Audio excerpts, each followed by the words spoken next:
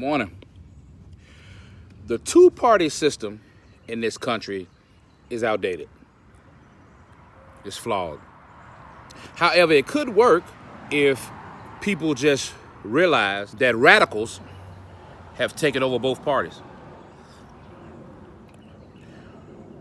And anytime you have radicals that take control of any organization, be it family, workplace, fraternity organization, church, anytime you put a radical in charge or you let radicals have their way, they're going to screw it up every single time. Republicans are all about the group. They couldn't give less of a damn about the individuals, or at least that is the perception. Democrats, on the other hand, only care about the individuals and couldn't give a damn about the group as a whole. At least that is the perception. See, it comes down to leadership styles. Say you got two generals commanding troops. One is a Democrat, and one is a Republican. And that's the angle with which they govern the troops, or they command the troops. The Republican chooses to stand on a perch. He's on top of the bluffs up there. He's looking down into the valley at the troops, and he's directing the troops where they should go. He likes his vantage point because that gives him the bigger picture. He can see where the troops need to be. He can point and command and so on and so forth. But the flaw in this leadership style is he's so far removed from the troops that he has no idea of what's going on down there in the ranks. So the individuals suffer. The individuals are going through trials and tribulations and injuries. Misfortunes are happening to the individuals, and they can't get any satisfaction or any justice because the general is so far removed. And that creates resentment. And as a result, the mission suffers. Now, take the general that's a Democrat. His belief, his governing style, his leadership style is one of, I'm going to be of the people.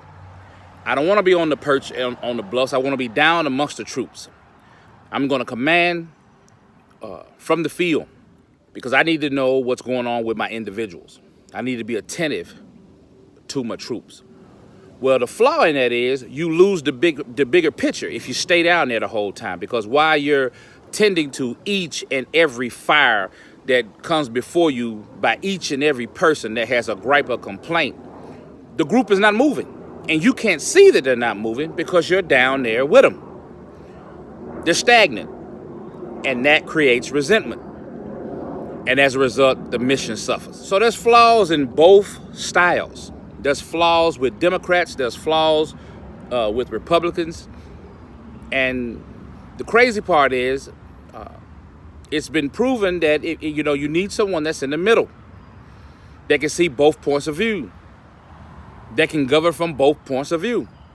And yet we have allowed radicals to take over both groups. There are unreasonable people, unpractical people, who unfortunately have leadership positions in both parties, liberal and conservative. We exist on a spectrum in between the extremes. Most of your productive, reasonable, rational, practical people exist in the middle, and we outnumber the radicals. So until we rise up and stomp out the radicals or push them out and take away their influence, we're going to continue to flounder. And as you can see, the country is imploding. You will never make everybody happy, but you need to attempt to be fair across the board. A radical does not possess this gear. They don't know how to do that. And so here we are. Because the crazy thing about Trump and his extreme idiots is he's setting the bar. He's setting a precedent. So what do you think is going to happen when Democrats get back in the office?